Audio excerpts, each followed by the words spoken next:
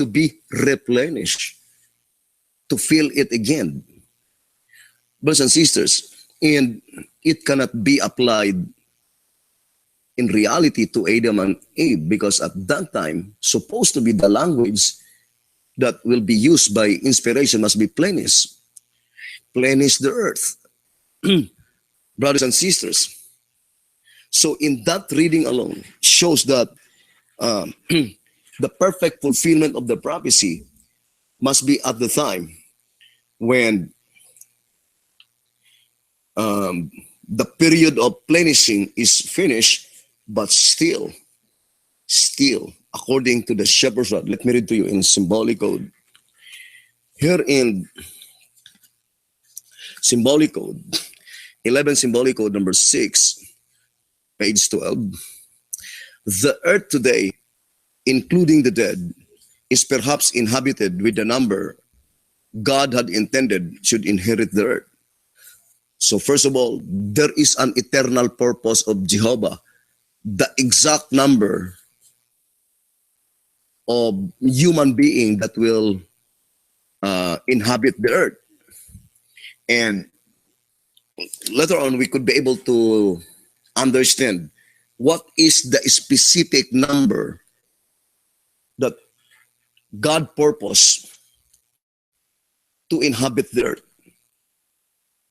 But here the shepherds were declared clearly. I would like to read again. The earth today, so let us put in the days of BD Hotep. For example, in 1930, the earth today, including the dead, is perhaps inhabited with the number God had intended should inherit the earth. But when all those who will not be saved are eliminated, the complete number may not yet be made up, nor is the gospel work finished.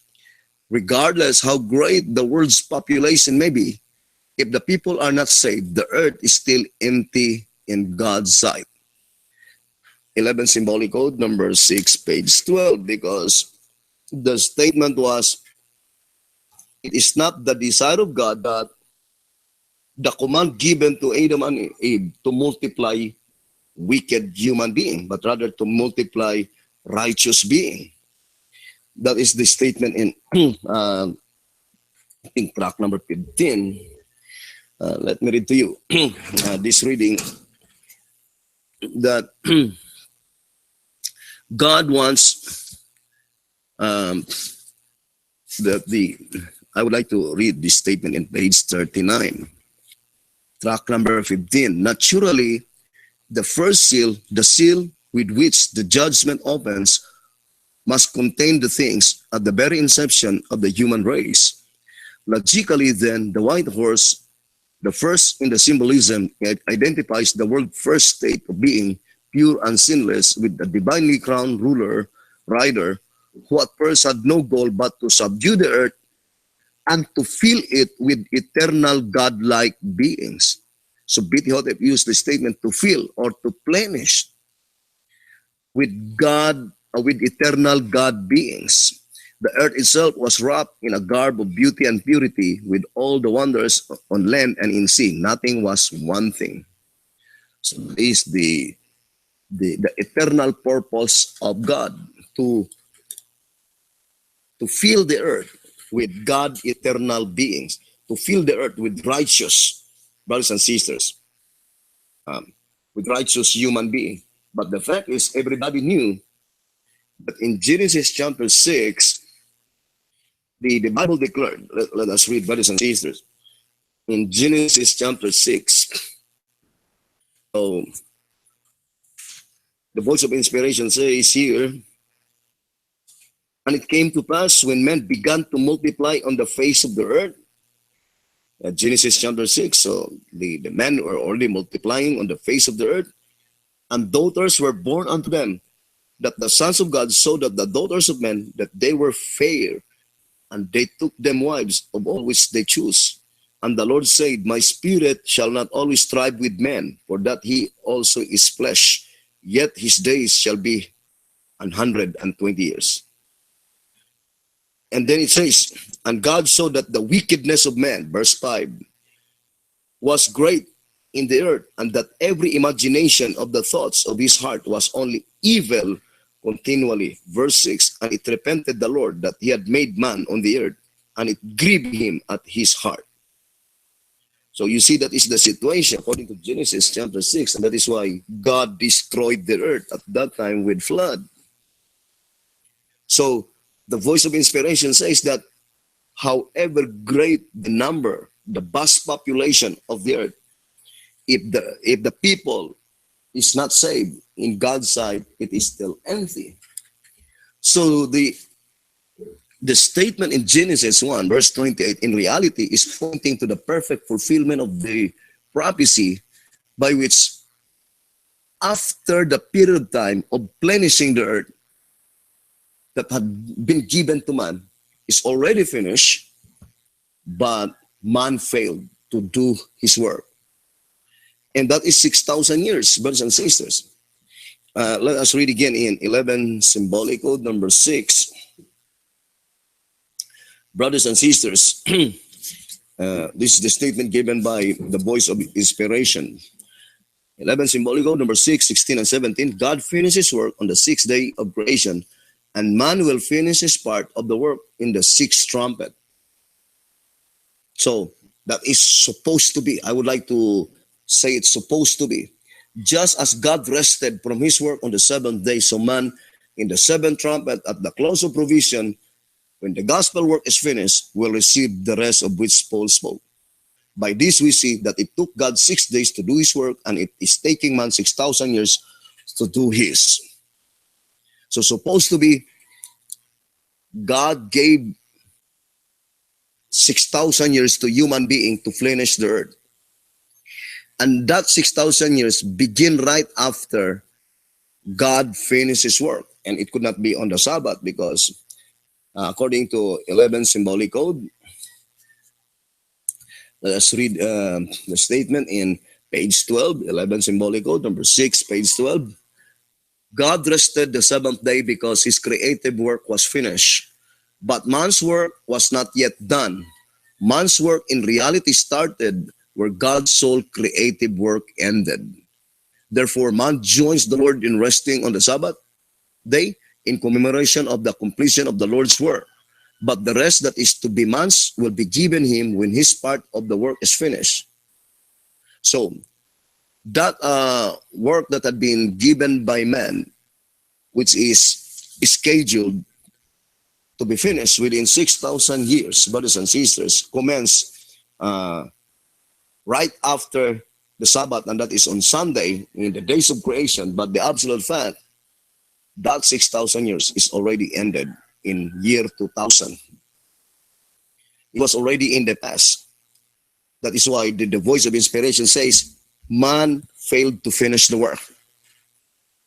And that is why when man failed to finish the work, the perfect fulfillment of the prophecy is, it must be the second Adam, and that is Jesus Christ. Jesus Christ will be the one to replenish the earth with righteous human being.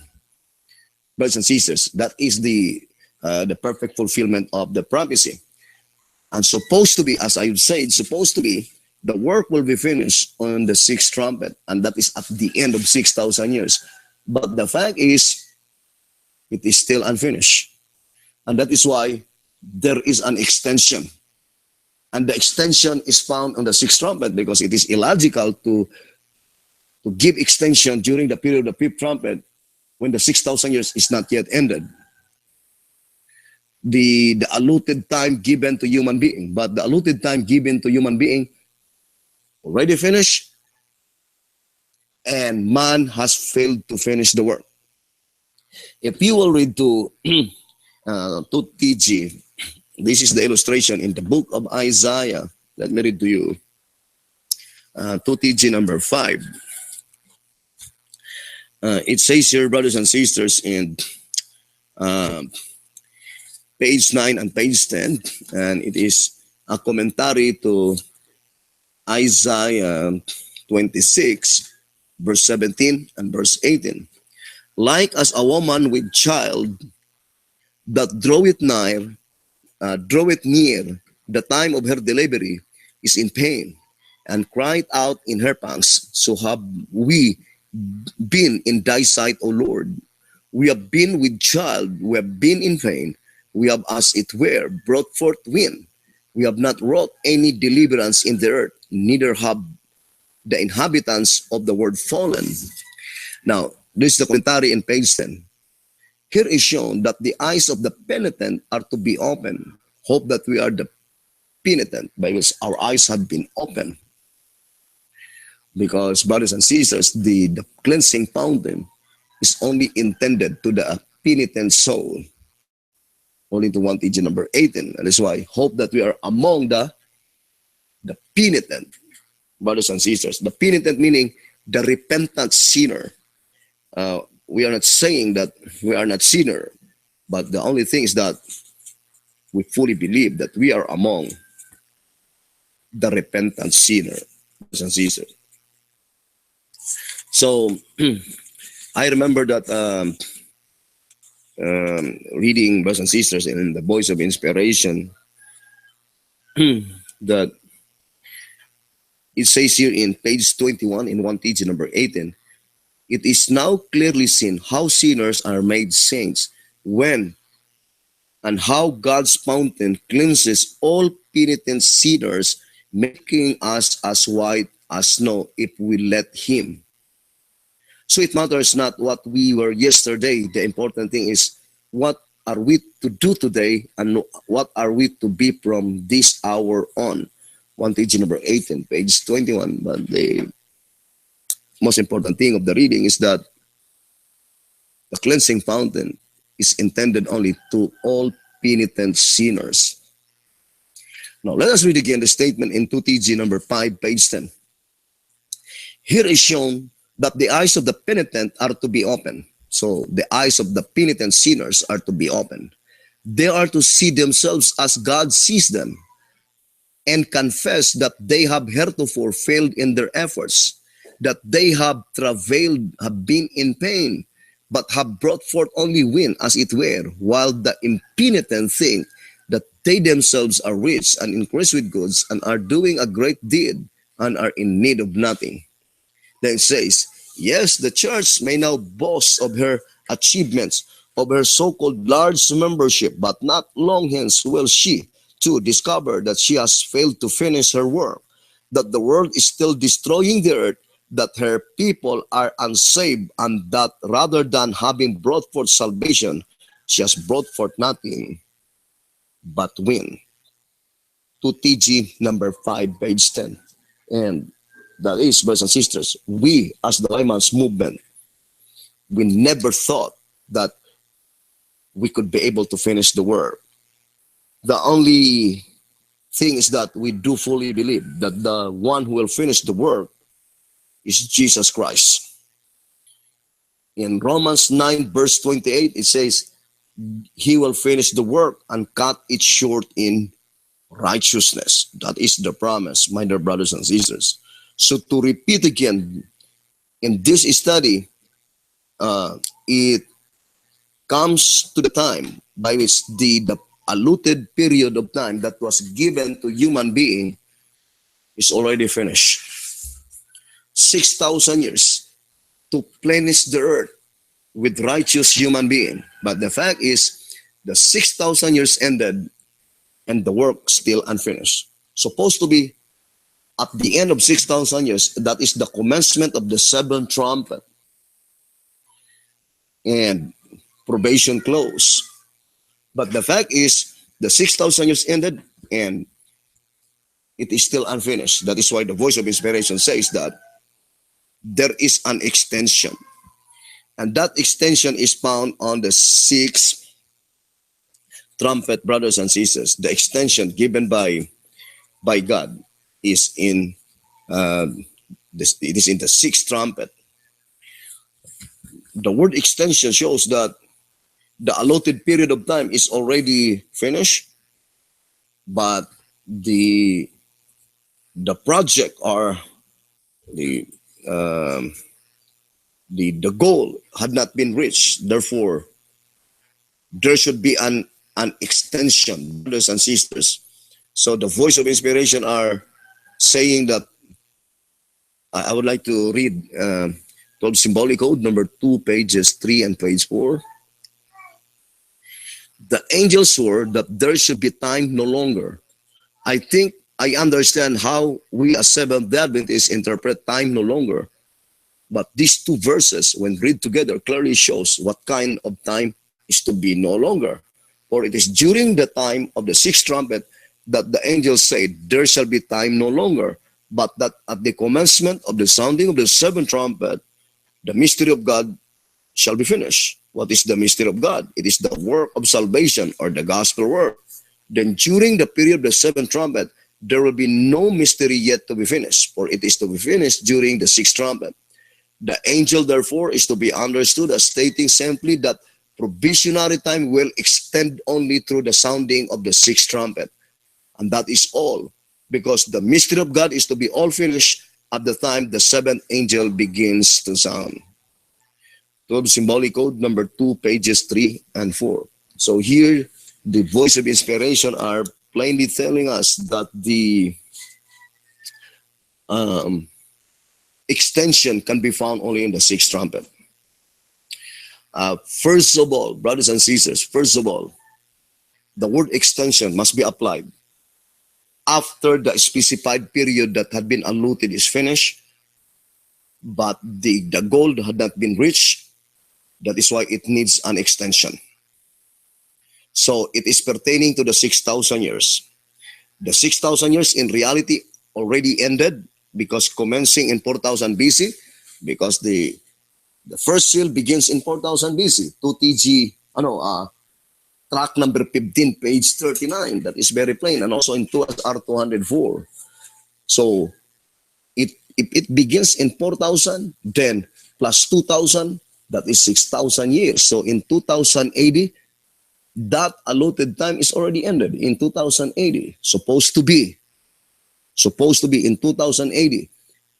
Probation already closed, and seventh trumpet supposed to be will be sounded. But the fact is, it was predicted beforehand in Isaiah 26, 17 and 18 that human being was illustrated, or the church was illustrated by a woman that she thought that she was travailing with child, but in reality, it is only wind. The allotted period of time already completely ended, and we as the penitent sinners already discovered that there is no way that we could be able to finish the work. I remember the statement in 1SR that even God will give us another 100 years. Still, in reality, we could not be able to finish the work, brothers and sisters. So the only way that the work could be finished, brothers and sisters, is through the second Adam. So the statement that what the first Adam failed, it will be fulfilled by the second Adam. It seems that it pertains almost to everything, brothers and sisters. So to repeat again, will you please let us read the Bible commentary, brothers and sisters. So I would like to read to you the statement in Bible commentary, brothers and sisters. And that statement given by the voice of inspiration, that what the first Adam failed to do, it will be accomplished by the second Adam, and that is Jesus Christ, brothers and sisters.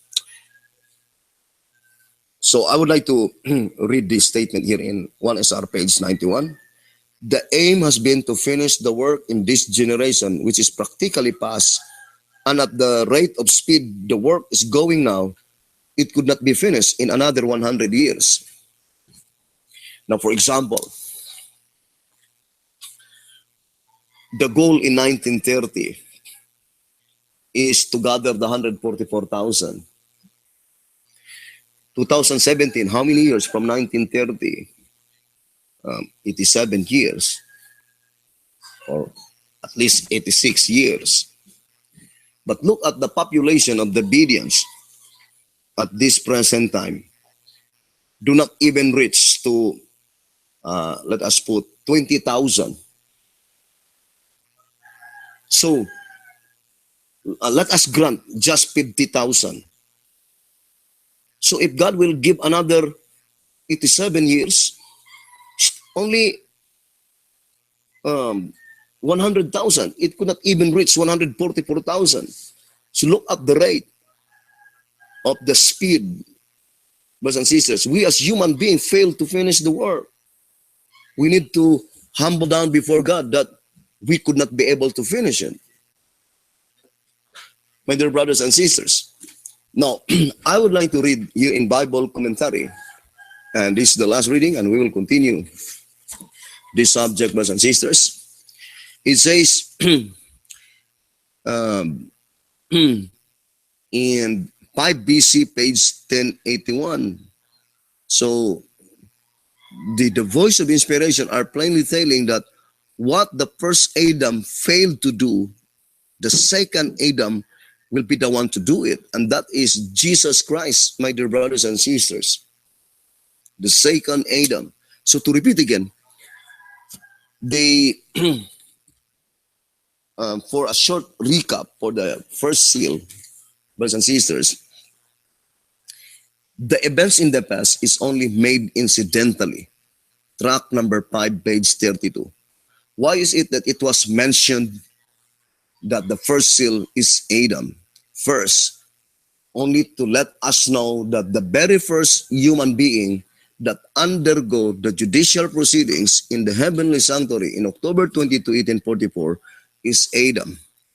Why is it that it is Adam, while in reality the very first man who died is Abel? To let us know that the very first group of people that in judicial proceedings is those who died in natural death, the group of Moses. And after all the saints who died in natural death, their cases will be completely investigated and finished. Then the second group, the group of Abel, those who died martyr. And in connection to Matthew 20, my dear brothers and sisters, the divine principle is that the first one by which the judicial proceedings had been finished is the last one to be granted with immortality, or they are the last one to be resurrected. So the very first to be resurrected is, brothers and sisters, in this study must be the martyrs, and then those who died in natural death. But the very first one to be granted immortality are the saints who will no longer taste death, those who have been called at the last hour, in the 11th hour. Now, so here we can easily understand that the particular object in view in the book of Revelation is the people who will be living in the period of the judgment of the living, not the people in the past. That is why it says that the fulfillment is still future in the days of John and made only incidentally to the past to serve as the groundwork. So the first seal is pertaining to the church in the judgment of the living. Therefore, horse represent messenger, that is the last messenger, antitypical Elijah Tishbite, under control by Jesus Christ, the man riding on the horse, that is Jesus Christ, and he has given all authority, according to 2 SR 197, and also found in Matthew 28, verse 18 and 19. That is why Jesus Christ is crowned. And remember, when Jesus Christ ascended on high in the side of ages, at that time he was not as yet crowned. But it must be in the judgment of the living that Jesus Christ was crowned.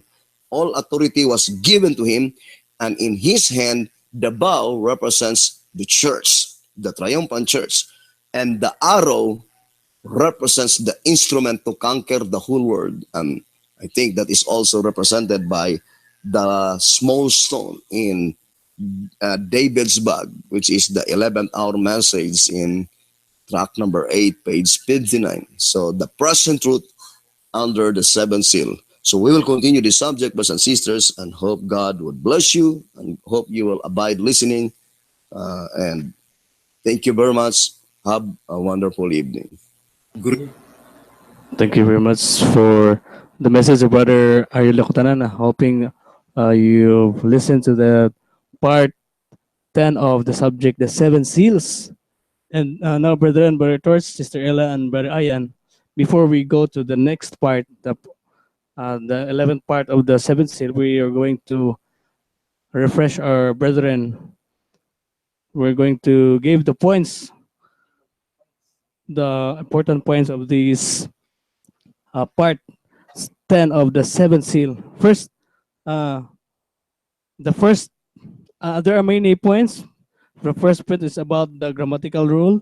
Then the second point is about the review about the event of the first seal and the command. What is the command to Jesus to the first seal? And the 6,000 years period of time, although we have another subject about the 6,000 years, but it was been connected with the study about the 6,000 years. Then it was also connected here, the sixth seal, by which during the sixth seal, the extension, the sixth trumpet, then the allotted period of time, and it was also the last point I think is about the contrast between first Adam and second Adam. So we're going to uh, review that one by one as for the part 10 of our seven seal study, my dear brethren. So the first part, Brother Torts and Brother Ayan, Sister Ella, will be the one to recapitulate. The word of inspiration, Brother Ditch, emphasizes the importance of grammar, right? Because according to Berhotef, that according to Trisumulikod 7, page 4, that any interpretation that does not pay attention to grammar is not worth listening. It's really a private interpretation because God's word is in perfect grammar. Why we emphasize about grammatical rule? Because our key verse in this study in Genesis chapter 1 verses 26 to 28. If we will read in verse 28, it says that God commanded in that verse, God commanded that they should replenish the earth with saints. What was the command? God blessed them, and God said unto them, be fruitful and multiply and replenish the earth with saints. Because the statement there, replenish, the word it is as a prefix, which means again, added to the root word plenish. But it could not be applied to Adam and Eve because during their time, only Adam and Eve was there. Without, uh, Also, Adam also and Eve had been blinded. He didn't really know that how could we replenish? How could we replenish by which we did not yet begin to replenish the earth with saints. They were also had not been permitted by God to understand because God will reveal it to the in our time the word replenish. So that is the command to them, the first seal, Brother Torch and Stella. Brother Ayan. Yes. So uh, which gives us a conclusion that it is not the verse itself. It's not that command is not intended to Adam and Eve. So that is only a indirect command to them because they are still started to replenish the earth. Yes. The command to replenish the earth, it must be to the people who would give another task or work to replenish the earth. Or in other words, they are. In other words, is it correct that the same people have been given the task, but they did not accomplish? They did not fulfill what they have been. What is the task that been given to them? So it must be the same people that will be given the command replenish or again. you mean that to whom God commanded, they will be the one who will work with it, right? Because, for example, actually, Adam and Eve, they fulfill the statement in the Bible. They multiply, really, right? They multiply. But what is God's purpose, Sister Ella? Um, it is God's purpose by the church according to 15 track page 16. Number 6 page 39 says that God's eternal purpose is to fill the earth with God eternal being. That is track number 15, page 39. Uh,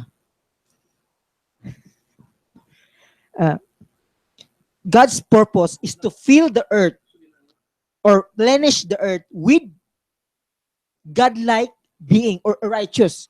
But what happened to Adam and Eve? They multiply, but then it is not God's purpose, because that's why God sent the first trumpet, the destruction by the flood. Because if we will read in Genesis chapter 6, verses 1 to 6, how the people at that time, they're so very wicked, right? Yes. Even the first two sons, uh, Cain, he's already a wicked person. Yes. So they already failed to finish the task. And no matter how vast or great the population of the world, if those population are all wicked, still empty in God's sight. But God's purpose must be to fill the earth or replenish the earth with saints. That's why, brothers and sisters, God commanded to man. And actually, man's work began right after God's sole creative work. Actually, that is a separate subject. I guess that is under the trumpet study, but inspiration wants us to have a view that what is God's sole creative work? When does it begin and when it ended? Because the time it ends, that's the time that man's work began. And man was given by God 6,000 years to fulfill his purpose, to replenish the earth with saints. But if you will read according to the statement in terms 11 symbolical, that man filled the purpose. The 6,000 years is over, and that 6,000 years already ended in 2000 Yes. AD. In fact, at the end of 6,000 years, that must be the general close of provision. But since man failed to accomplish the command, so it needs an extension. That's why Yes. inspiration puts that the provisional extension of provisionary time is in the sixth trumpet. But this is the fact that we should. This is the fact that we should always remember that the extension mentioned you, Brother Ian, recorded in 12 symbolical 2, number 2, pages 3 and 4, will happen only in the sounding of the sixth trumpet. In the sixth trumpet prayer, because in the seventh trumpet, the mystery of God is finished. Or in other words, the gospel is finished. Therefore, the provisionary time must be only in the sixth trumpet.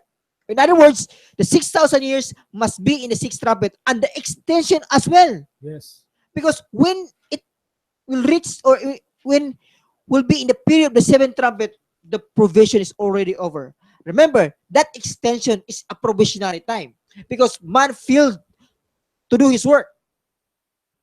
And that extension, according to Romans 9 verse 28, God will finish his work and cut it short with righteousness.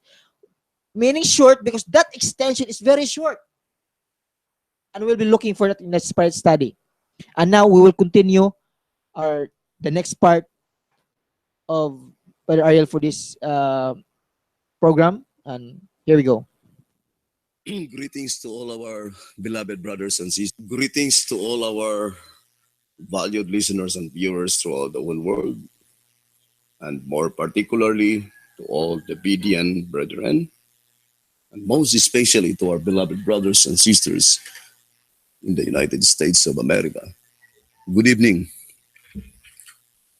Now, to proceed to our study, brothers and sisters, we already established the absolute fact that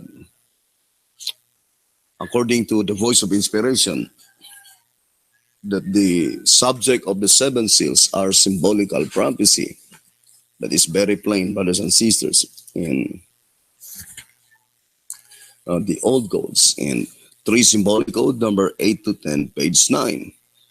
Both the seven plagues, the seven seals, and the seven trumpets, they are symbolical prophecy. And that is why in track number 5, page 26, here the voice of inspiration says, track number 5, page 26, symbolical or literal which, meaning there should be no neutral position. Only when this question is rightly answered will we have the the correct interpretation to unlock this great symbolical treasure house of truth. In setting out upon this quest, let us begin logically at the beginning of John's account of his vision of the trumpets.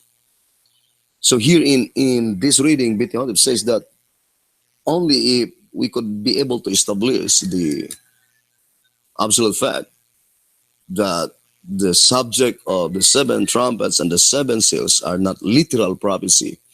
It is symbolical prophecy, and that is the only point of time that we could be able to unlock the treasure house of truth of this very important subject.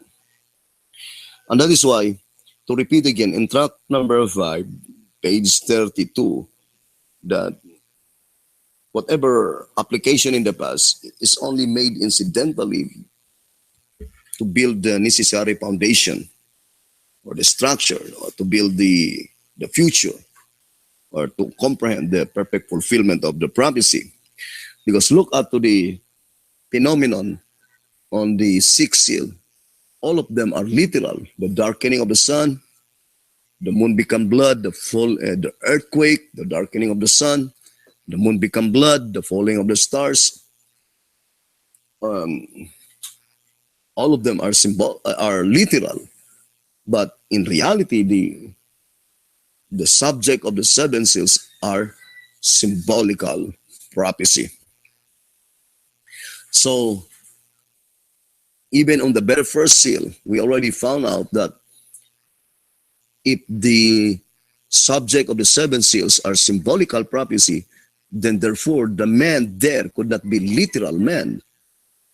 If it is symbolical, that is why it's symbolized to Jesus Christ, the second Adam, my dear brothers and sisters. And if there is a meaning, if there is symbol of the man, then there must be also symbol of the horse. Otherwise, brothers and sisters, God is only wasting his time to put horse on the first seal, while in reality there is no accurate significance concerning the symbolism of the horse. And the Shepherd's Rod already declared that, according to tract number 6, page 67, that horse represent prophet. So we already established the absolute fact, already, brothers and sisters, that the perfect fulfillment of the vision of John in the book of Revelation, the particular object in view, is the people who will be living in the judgment of the living. And that is why the word given in the Bible in Genesis 1, verse 28, replenish to let us know that in reality, that is a prophecy.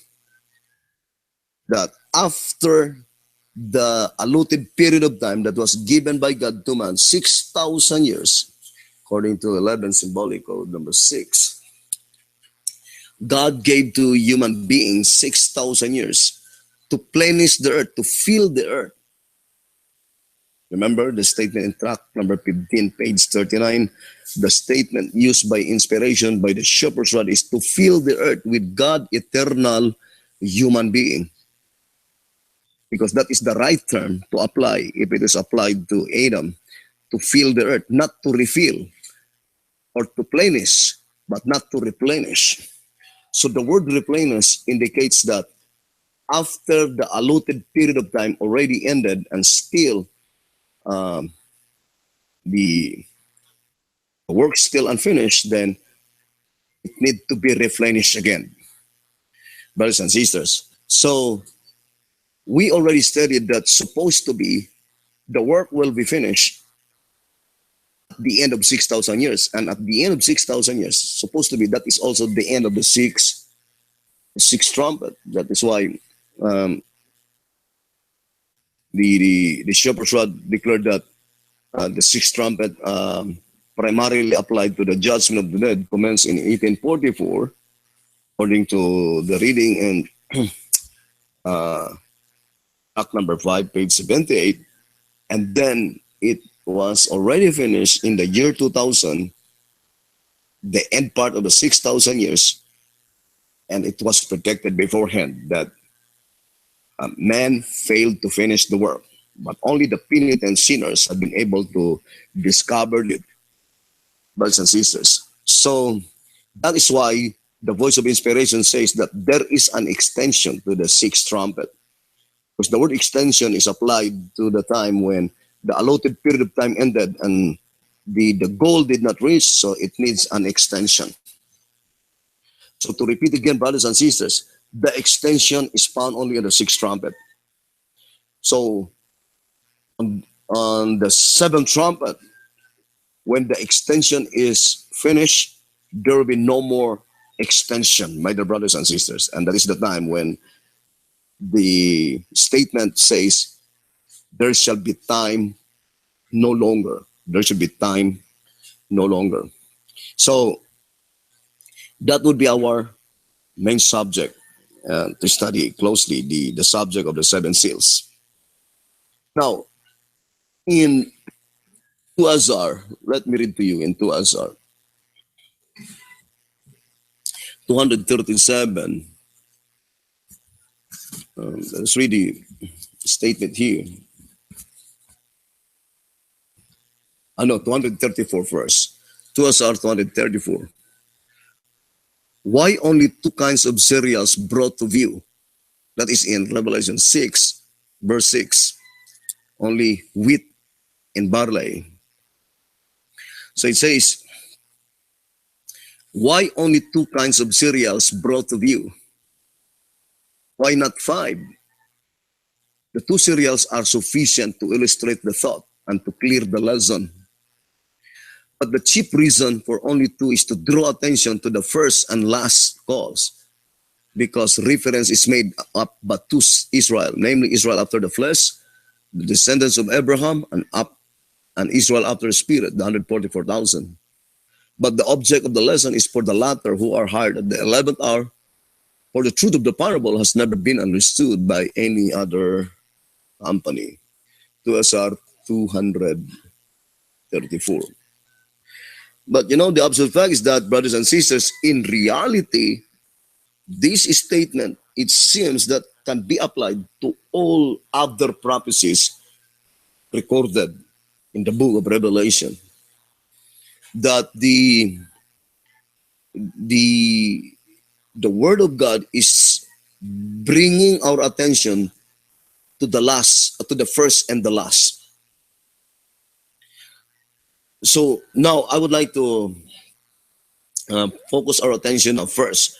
I'm not saying that we'll be not discussing the second, the third, the fourth, the fifth, and the sixth.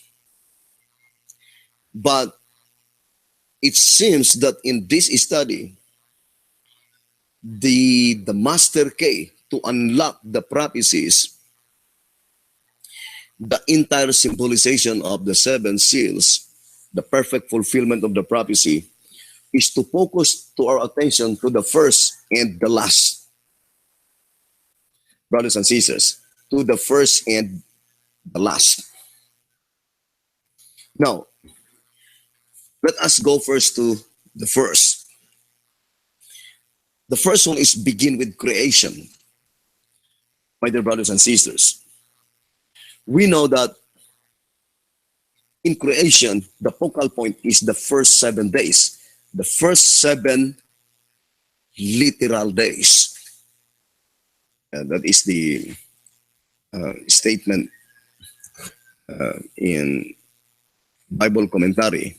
The first 7 literal days. I would like to read that statement. So we will begin to that point, brothers and sisters, because there is a complete parallelism with the 7 seals. The 7 seals, brothers and sisters. Now, it says, 7 literal days. I would like to read 1 BC 1081. The weekly cycle of 7 literal days, 6 for labor, and the 7th for rest, which had been preserved and brought down through Bible history, originated in the great fact of the first 7 days. So that is the first 7 literal days. 1 BC, page 1081. So in the Jember's Rod, I would like to read a symbolic code. Here in 11 symbolic code number 6, brothers and sisters, in number 6, page 16, 11 symbolic code number 6, page 16. There was light before the 4th day when the sun and the moon were created.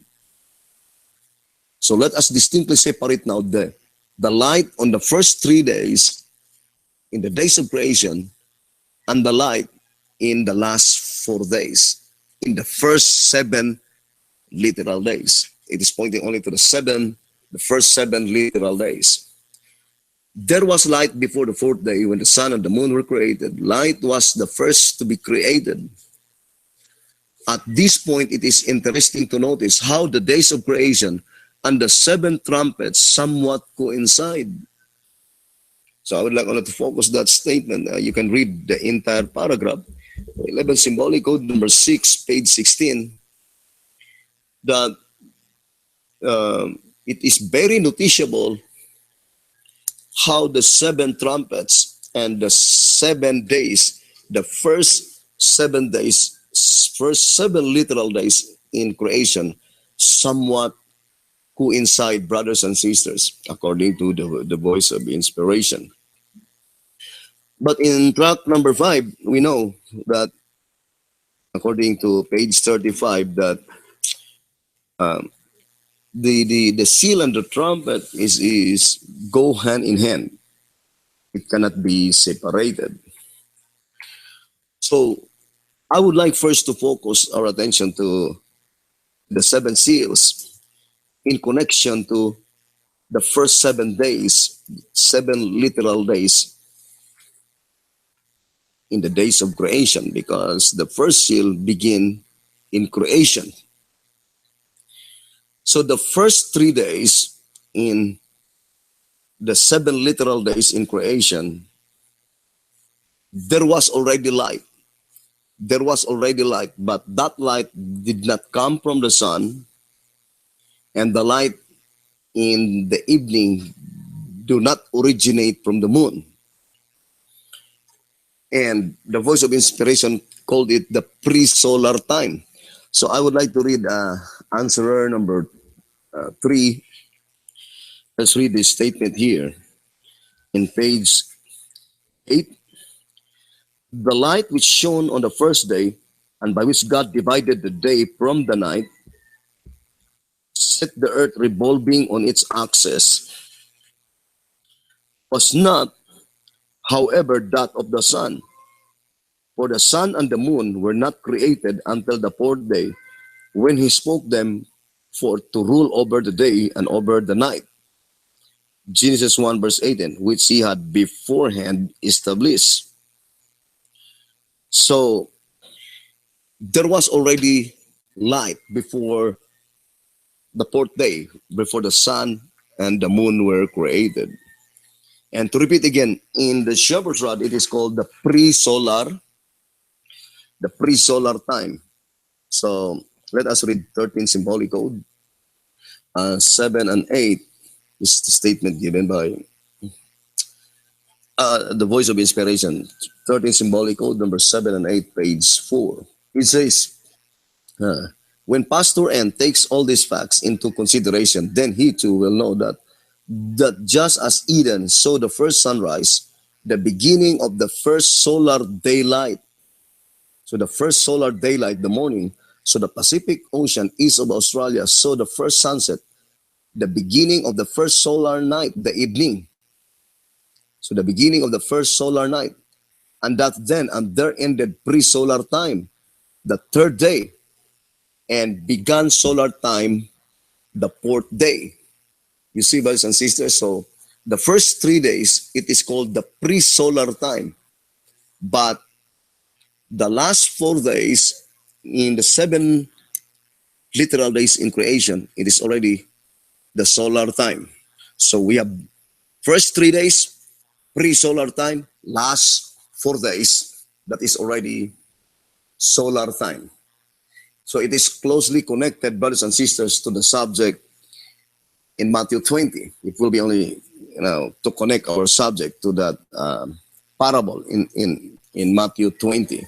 Now, to repeat again, in 2SR 234, God wants us to draw our attention to the first and the last. That is the object lesson. So I would like to bring your attention first to the first, and then we will go to the last, the seventh seal.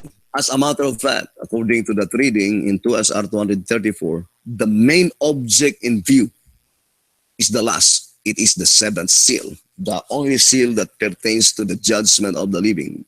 So if we'll be studying the seven seals, the particular object in view is the last, the seventh seal, my dear brothers and sisters. And in 2SR, we know that the seventh seal begins on chapter 8.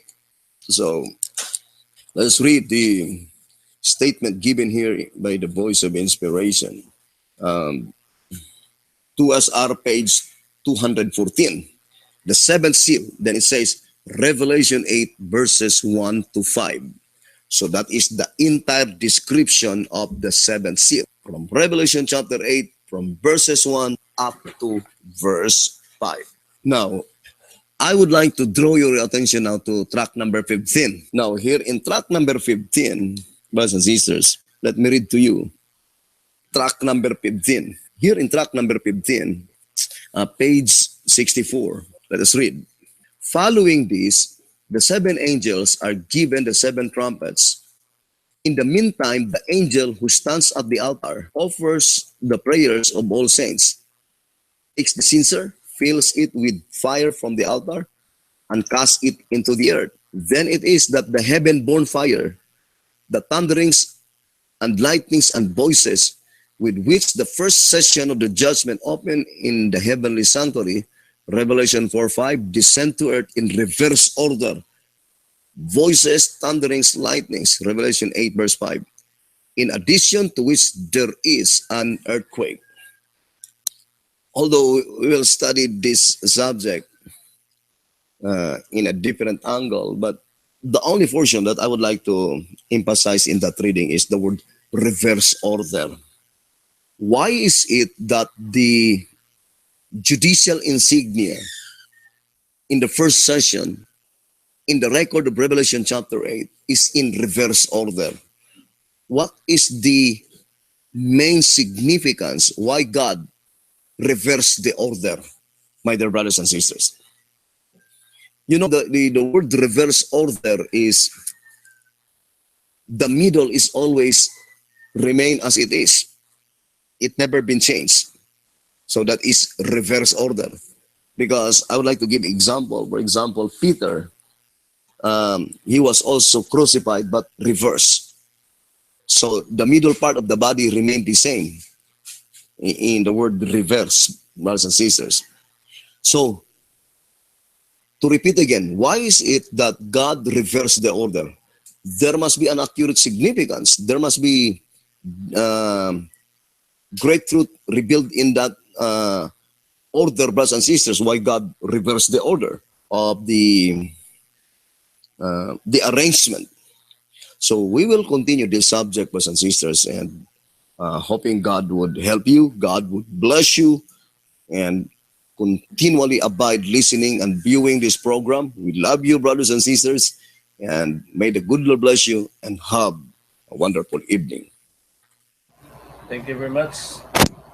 Thank you very much, my dear brethren, for that for listening. And that was the 10th part of the subject, the seven seals.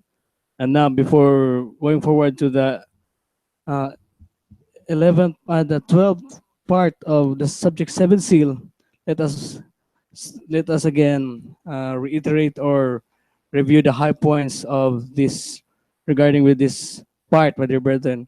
First, about the thing that uh, unlocks the treasure of the truth about the seven seal, that it was according to track number 5 page 26, that the seven seals, it is really symbolical. And the second point is that connects to this study that still unlocks the seven seal, my dear brethren. It is the connection in according to 2SR 234 about the two serials that we must draw our attention in the subject of Matthew 20, the five distinct calls, that according to 2SR 234, that we must draw our attention the first and last call. So if we just review that one, it also unlocks the seven seal, my dear brethren. And it was also discussed the coincidence about the first 7 literal days of creation and the seven seal, my dear brethren. And this also another way that could unlock the seven seal, my dear brethren. And lastly, about the during the seventh seal or during judgment of the living, why is it that it was in reverse order?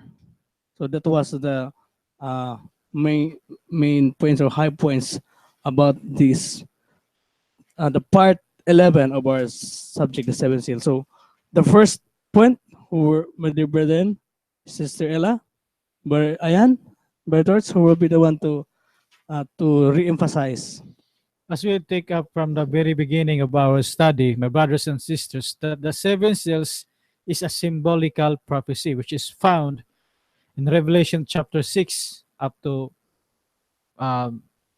chapter 8, my brothers and sisters.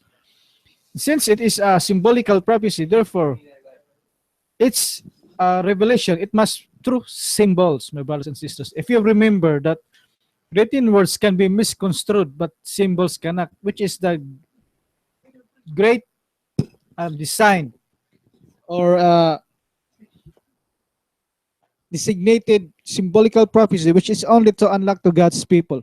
And if you remember, Brother Ditch mentioned that the things which lying behind John's time, it is make only incidentally in the past to make the prophecies to serve as a groundwork, my brothers and sisters. And then as we inspiration reviewed what we have discussed, we have discussed in the part 10 of our study, that the command to replenish the earth, it must be to points out to its perfect fulfillment, because 6,000 years God gave the work to man. That is to plenish the earth, not replenish, but to plenish the earth. But at that time the 6,000 years ended, then that is the time by which to replenish the earth, because 6,000 years ended in the year 2000 AD. But since God's or man's work, rather in reality, is not as yet finished, my brothers and sisters. Therefore, the extension of creation or the extension of probationary time could be found in the sixth trumpet. And it is so clear, Brother Ian, that the particular object in view, the book of Revelation, is pertaining to the generation who will be living in the period of the judgment of the living, Brother Torch. Why can you say that? Huh, Stella? Because even if we will read the entire book of Revelation, entire book of the Shepherd's Rod, it explained that the prophecy of the book of Revelation, as what we discussed last week, that literally pointing to the people who shall witness the fulfillment of the prophecy to the living. And it could not be the time of Barhodef as well as in time of Sir Ellen G. White, because all of them died unconscious in their grave without witnessing the fulfillment of prophecy. In fact, even the unfoldment of the truth concerning the vision of John was not been revealed unto them, and they were not benefited by it. That's why it really pointing to the people who will be living in the judgment of the living. But let's go to the point, because the inspiration quoted to Isaiah 34 is a commentary to Revelation chapter 6, verses 5 and 6. That that vision, there are two cereals mentioned. And there is a question, why only two kinds of cereals mentioned or brought to view in that verse? Because to draw our attention to the first and the last call. Although that that reading is pointing to the parable of Matthew 20, but then it is connected, right? It is connected because it can be applied also to all the prophecy in the book of Revelation. Because the statement, let us focus our attention to the first and the last call. Therefore, let's go first to the first. Of course, if we will because seals and trumpet are very close connection with each other. So let's have to understand the trumpet first.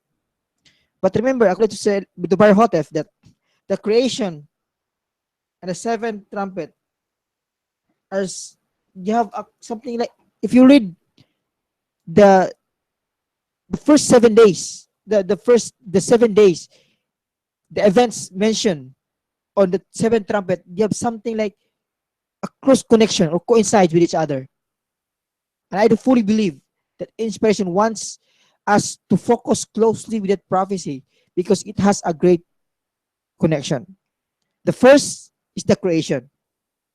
We could be able to understand our part in the last part in our days if we understand the days of creation. Now let's go back to the days of creation. Let's ever remember that the first 3 days, because there's according to 1 BC, Bible Commentary Book 1, page 1081, that there are 7 literal days. But the first 3 literal days, although the sun and moon was not yet, or were not yet created, but there was light during the time. And that's what the shepherds had called the pre-solar time, right? But I know that there's a separate subject in that matter.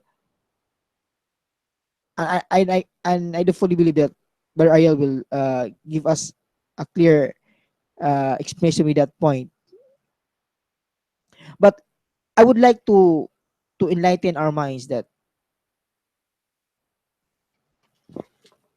there are things, because that portion will be reversed in our time, Brother Ayan. Yes. The same, because we are in the seal study. If we will read Revelation chapter 8, verse 1 to 5, according to Berhotef, in track number 15, page 64, will be fulfilled in reverse order. The word reverse is in the original in the original position. The first will be in reverse, will be in the last. The last will be the first. That's why we need to understand why it will be reversed. And maybe it will be discussed in the following days, in the following discussion. But as of now, let's continue to the part 12. And hopefully you will listen carefully.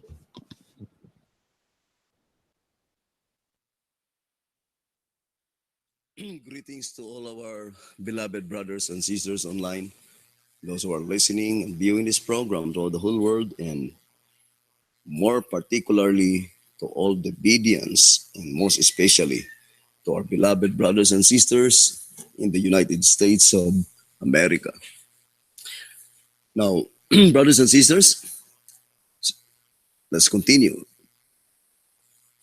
our subject still concerning the seven seals. Now, in tract number 15, page 64, when the prophet declared that the judicial insignia that begins on the first session of the judgment of the dead, the arrangement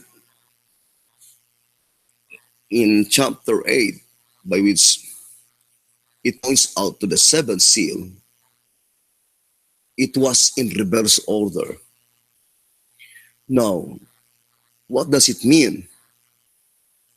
What is the accurate significance? Why God reversed the arrangement, reversed the order? So that is the most important thing, brothers and sisters. First of all, going back to the 7 days of creation, we already read in 13 Symbolic Code number 7 and 8, page 4, that the first 3 days is the pre-solar time and the last 4 days is the solar time. So the arrangement is first 3 and last 4. But it was reversed in the arrangement of the 7 seals.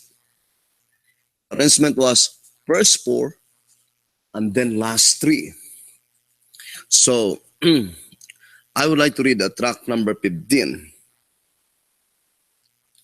Here in tract number 15, let us read the statement given by the Silver's Rod, page 57. Here's inspiration plainly telling us, brothers and sisters, in this reading,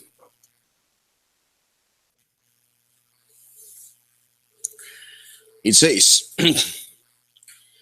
thus it is that while the first 4 seals, so the arrangement of the how inspiration divided the 7 seals, first 4 seals and last 3 seals, it is reversed in the arrangement of the first 7 literal days in creation, because the arrangement, how God divided the first 7 literal days, it is first 3 days and last 4 days. But in the 7 seals, it was reversed. First 4 seals and last 3 seals. See, so that is the statement given by the voice of inspiration, brothers and sisters. So it says here, tract number 15, page 57 and page 58. Thus it is that while the first 4 seals carry us through the periods of the day in which the works of men are made manifest, the last 3 seals carry us through the day of God, the day in which His truth and His works are made manifest. So the voice of inspiration are plainly telling that in the first 4 seals, it is the works of men that are made manifest, whereas in the last 3 seals, it is the works of God and His truth that are made manifest. Of course, the first 4 seals, it is pertaining to the first seal, second seal, third seal, and fourth seal. Maybe that would be our mentality. Remember, in 2SR page 187, I would like to read again that reading in 2SR page 187. It says, the statement given by the voice of inspiration here, in order to make a proper application of the seven seals, we must have a better understanding of the heavenly sanctuary service, its origin, and the object of its existence as taught by the earthly sanctuary built by Moses. Hebrews 8 verse 5. Now, the reading declared clearly that it utters the impossibility that you could be able to give a correct understanding concerning the subject of the seven seals without comprehending the sanctuary doctrine, according to the reading, brothers and sisters. Therefore, the seven seals cannot be isolated with the sanctuary doctrine. They must go hand in hand, coupled together to get the correct understanding of the subject of the seven seals. Now, I would like first to go to the judgment that pertains to the living, because that is the focal point of the sanctuary doctrine in reality. But if you want to have clear understanding concerning the sanctuary doctrine, then listen to the subject dealing only the sanctuary doctrine. Now, here in 12 Symbolic Code, number 3,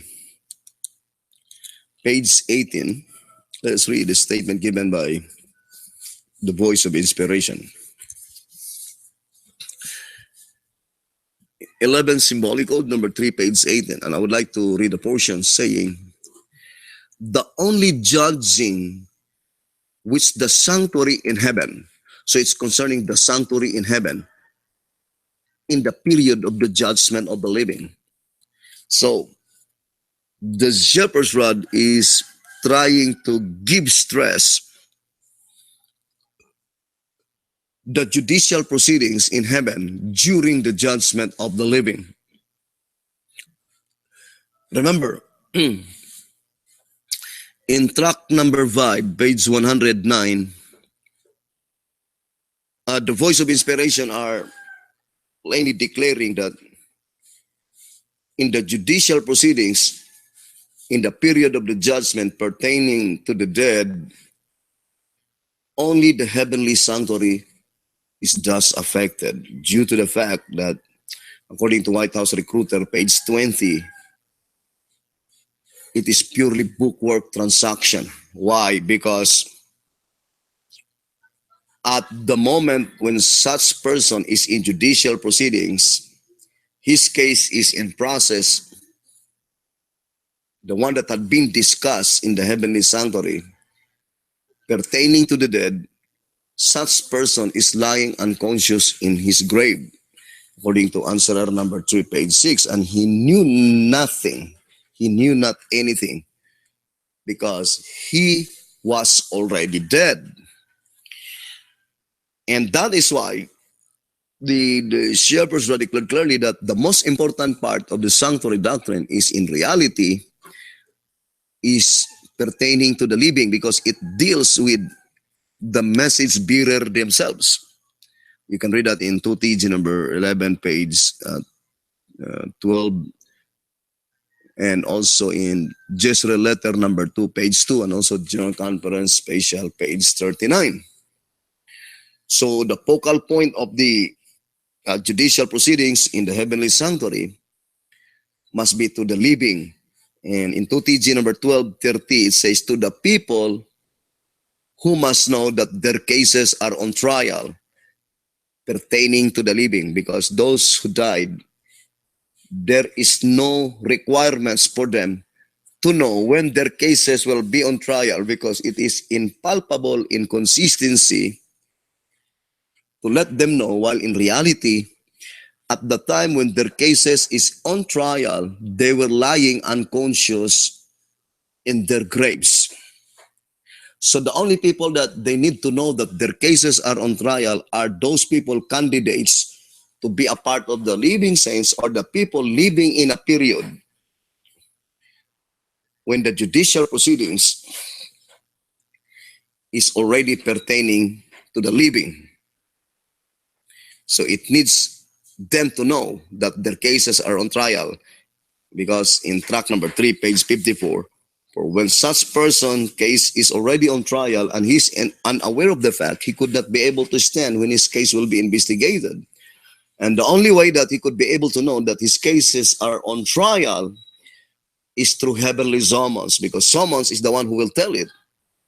And summons, since it is heavenly summons, it must be originated from the heavenly sanctuary, from the Supreme Court, the highest court that is in the most holy place, originated from God the Father. And that's why in Adventist Report Activities, page 15, the Heavenly Father could not begin the proceedings that pertains to the living without sending first summons. And that is why in 2 SR 164, he who fails to respond to the heavenly summons will be left without the seal or covering of God. Therefore, they must be cut off during as prefigured by the typical Day of Atonement. And that is, their names will be blotted out, because that heavenly summons is constituted the present truth under the seventh seal. If you will read 2 SR 164, and rejection of present truth is sinning against God in 2 SR 198, and in Exodus 32:33, track number 3, page 7, those who sin against God, their names will be blotted out in the Lamb's book of life. And that is very critical. That's why in track number 3, page 10 and 11, our greatest danger is not listening to error, but rejecting present truth. Because once you reject present truth, you commit unpardonable sin and there is no more hope. In 2 TG 24:19, because your name will be blotted out in the Lamb's book of life. And once your name will be blotted out, your hope is forever gone. You are forever lost. And that is why that is a very dangerous act, brothers and sisters, to reject present truth. Now, here in Symbolic Code number 3, page 18, the shepherd's rod is explaining that during the judgment of the living, it says, the only judging which the sanctuary in heaven does in regard to this is to give the right for one class of the dead to arise either in the first resurrection or in the second resurrection, and to give right for one class of the living to stand on Mount Zion with the Lamb for translation, and for the other to die at the slaughter weapons of the angels and to arise in the second resurrection. Now let us focus first to who are they who will arise on the first general resurrection. Of course, they are the righteous. And they are represented by the temple in track number 5, page 109, because the shepherds are declared clearly that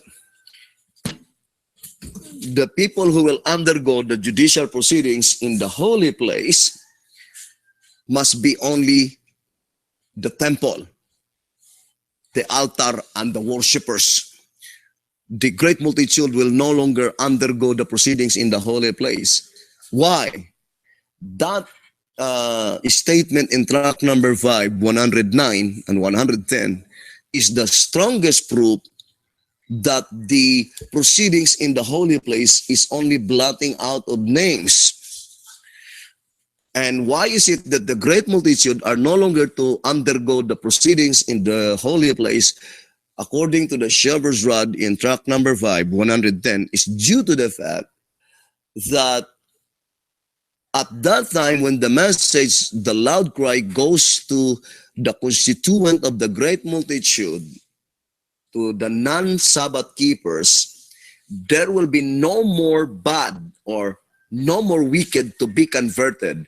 Therefore, at that time, the Lamb's book of life will no longer be polluted by any names, because the only one to be brought into the church are only the righteous. Therefore, no more blotting out of names. So, in track number 5, page 109, the only classes or group of people by which to undergo the proceedings in the holy place, which is blotting out of names, are the temple, the altar, and the worshippers. And in that reading, my dear brothers and sisters, the temple, according to the shepherd's rod, is the largest and the biggest group of saints who died, because there are two inanimate objects. The temple and the altar represents two classes of dead saints, and the temple must represents the largest and the biggest group of people from Adam down to 1844.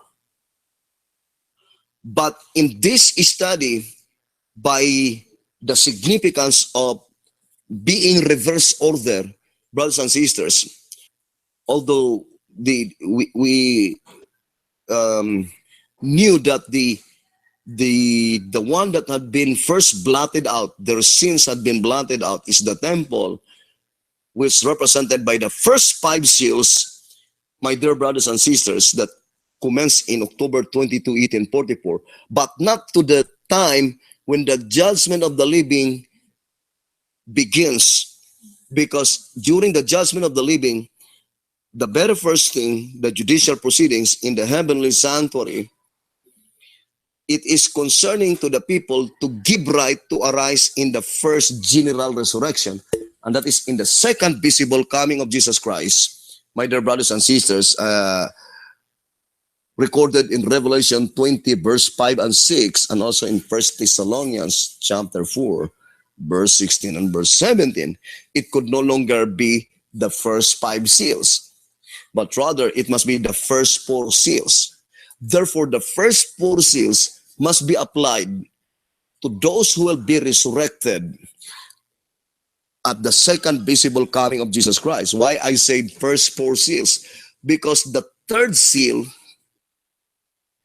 according to the shepherd's rod, the third seal that is from the call of Abraham, 2SR 221, from the call of Abraham to down to the days of Jesus Christ, that is the entire period of third seal.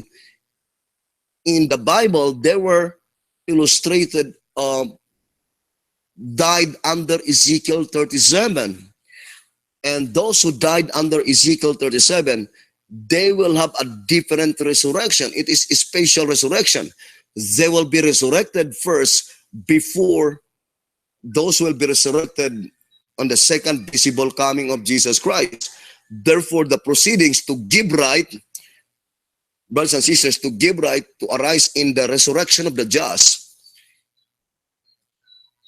is divided into different groups. First, the general resurrection, and second, brothers and sisters, Ezekiel 37, and then next, the special resurrection in Daniel 12. So that is the proceedings in the heavenly sanctuary. So that is why the shepherd's rod used the grouping of the seven seals, first four seals, and last three seals. So that statement, first four seals, can only be applied in the period of the judgment that pertains to the living. Because in the period prior to the commencement of the judgment of the living, it is not first four seals, but rather first five seals. As if you will read a 2TG number 12, page 30. And the first five seals, that is the first seal, second seal, third seal, fourth seal, fifth seal. And that statement, first five seals, that group of people represented by the temple, that is the blotting out of their sins.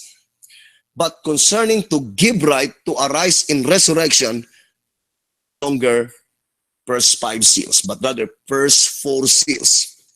Those who died under the first seal, died under the second seal, and died under the fourth seal, and died under the fifth seal. These four seals, 1, 2, 4, 5, brothers and sisters, are those who will be resurrected at the second visible coming of Jesus Christ. But the third seal, brothers and sisters, Ezekiel 37, and the sixth seal, my dear brothers and sisters, they will be resurrected on a spatial resurrection prior to the second visible coming of Jesus Christ. And we will continue this subject, brothers and sisters, and hope God would bless you, and hope you will abide listening and You will bless, and may the good Lord bless you, brothers and sisters, and have a wonderful evening. Good. Thank you. Thank you very much, Brother Ariel, for the study. And that was the part 12 of the study, the seven seals. And now again, let us now review the high points of this study about the part 12. First, talking about the reverse order in that was quoted in track 15, page 64. And I think it is so, it is not so familiar with the Fijian world about the reverse order in the seventh seal, my dear brethren. And here we're going to review what is the significance. Why is it that it was reverse order, my dear brothers and sisters?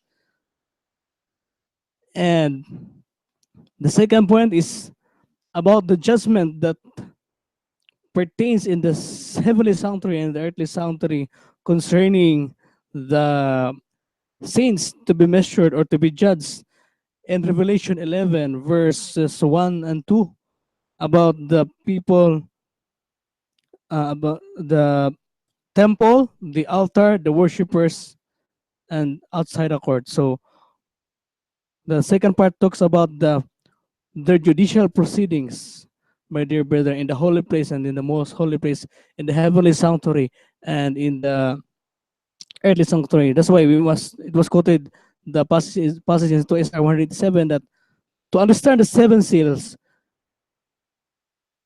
we must have to have a proper application of the seven seal. We must have a better understanding concerning the heavenly sanctuary, its services, my dear, first, its services, then its origin, and the object, my dear brethren. So let's give now to our brother Ayan, Sister Ella, and brother Torts, all of those things. Thank you so much, Brother Ditch. Um, I guess Brother Ariel clearly emphasizes those important points, especially the connection between the seals and the sanctuary. As what you've said, based to the passage given, that we could not be able to have a proper application of the seals unless we don't have any better understanding of the sanctuary, especially the proceedings in the sanctuary. Why? Because if we talk about the seal study, it involves the people who are living in every seal. Because every individual that that are born in this world will really undergo with the proceedings. And how does it happen? When and how? We already discussed previous previous program last week that when does the proceeding begin? It was the proceeding began in 1833, right? That proceeding was occurred in the holy place. And the proceedings that occur in the holy place is only the removal of the names of the wicked. But let's ever remember that during that time, only those cases under the first five seals. Because how could the case of the sixth seal as well as the seventh seal will be a in under proceedings in that time while those people are not yet born? Therefore, the cases uh, that had been in trial during the time are the cases under the first five seal. But as what Inspire said, that why there is a reverse order. What is the significance of the reverse order? If remember in the creation, there's a statement that the first in creation, the first 3 days and the last 4 days. But in the seals, the first four seals and the last three seals. Why is it the first four seals? We know that inspiration will not make any useless statement, because the first four seals mentioned there are the cases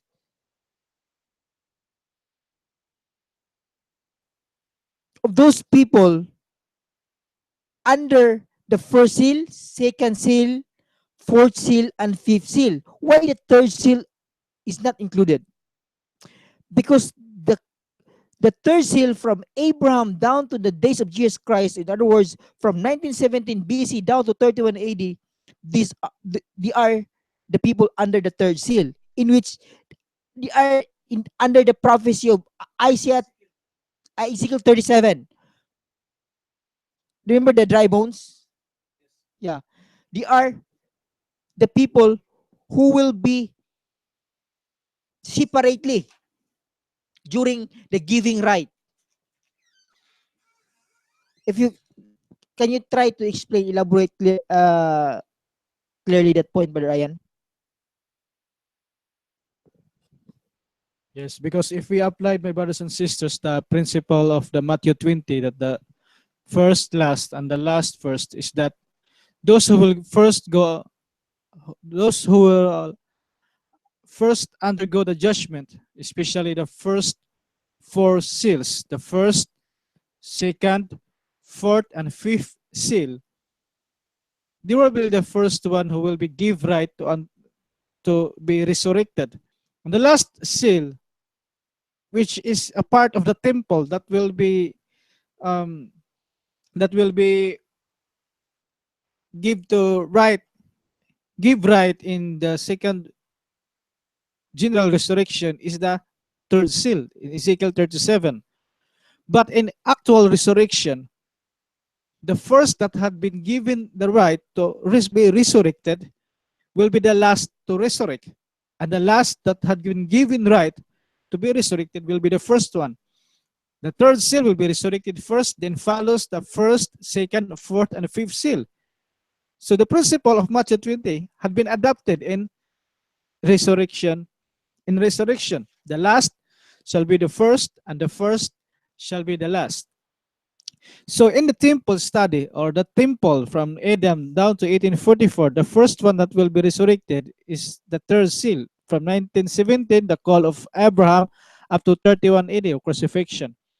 And then follows the first seal from Adam up to 2344 BC, the flood. The second seal from 2344 BC up to 1917, or call of Adam. And then the fourth seal from 31 AD, or crucifixion, up to 1500 AD, which is the call of Luther.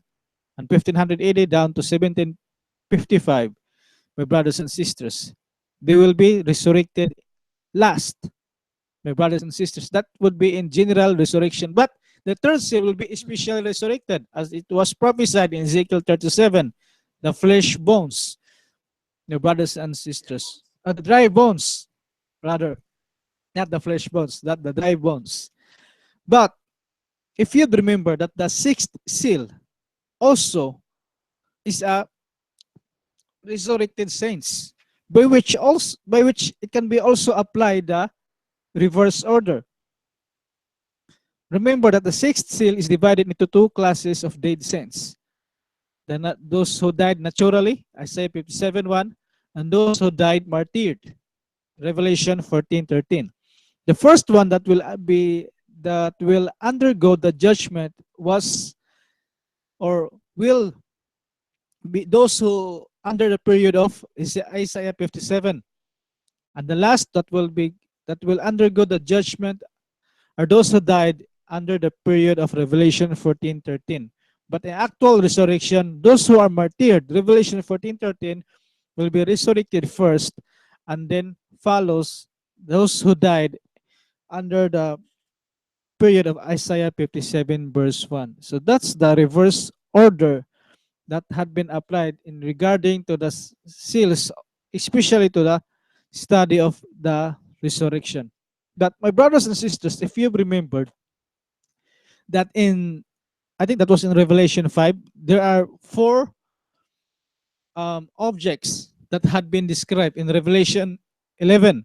The temple, those a large body of dead saints that is from creation up to 1844, and then the altar, those who died under the third angel's message from 1844 up to the expiration of the 5 symbolical months, and then the worshippers inside the temple, the 144,000 living saints, and then those worshippers outside but within the court, outside the temple but within the court, the great body of living saints, or in other words, the great multitude in Revelation 7 verse 9.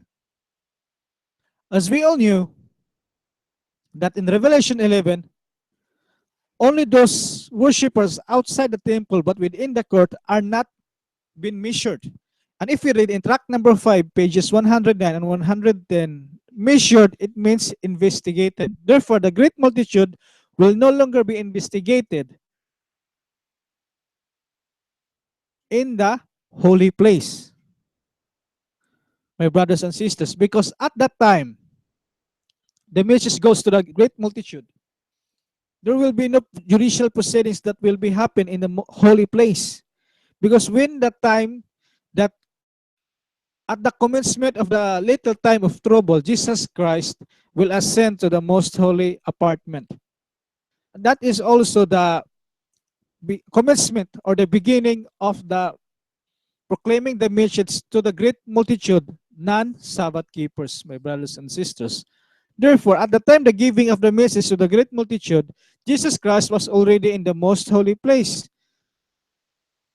taking the proceedings that pertains to the sixth seal. At the time of the giving of the message to the great multitude, therefore, there could be no investigation that will be happened in the holy place. Secondly, at the proclamation or at the loud cry of the great multitude, there will be no wicked that will be converted.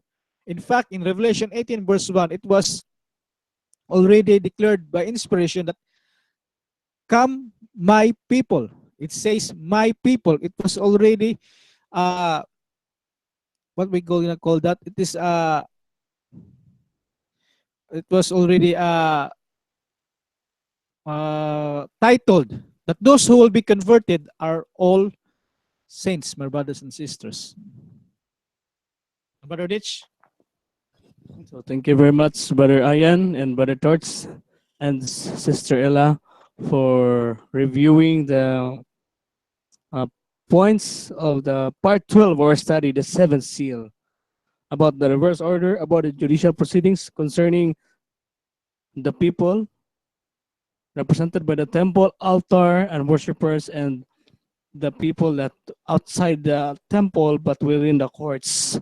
And hoping that all our brethren who are listening from Australia, from Europe, from Asia, from Western continent, especially in the United States of America, you've been benefited with this study, and hoping that you will keep on tuning in only here in LM Radio, the voice for the future, from 7 a.m. to 9, from 7 p.m. to 9 p.m. Philippine time, my dear brethren, every Tuesday evening.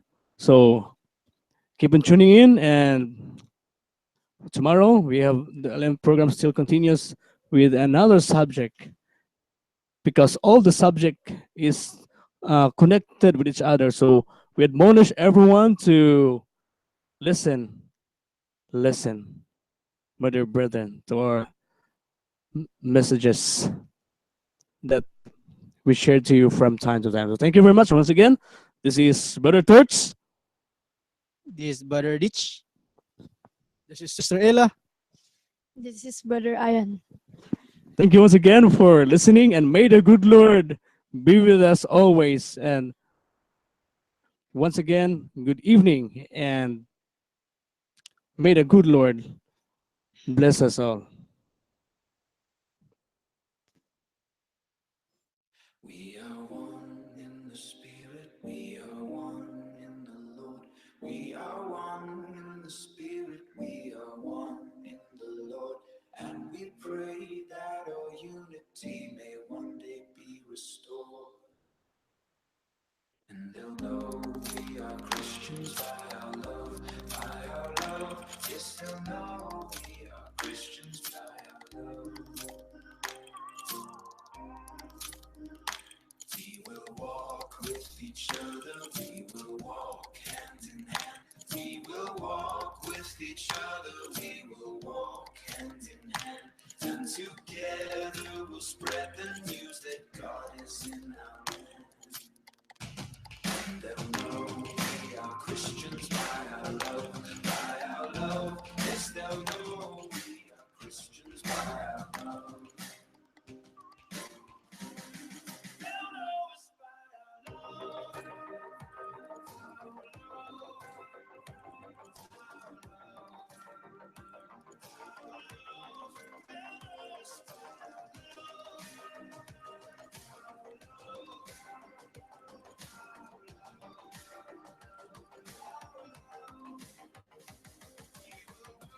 With each other, we will work side by side. We will work with each other. We will work side by side, and we'll guard each other's dignity.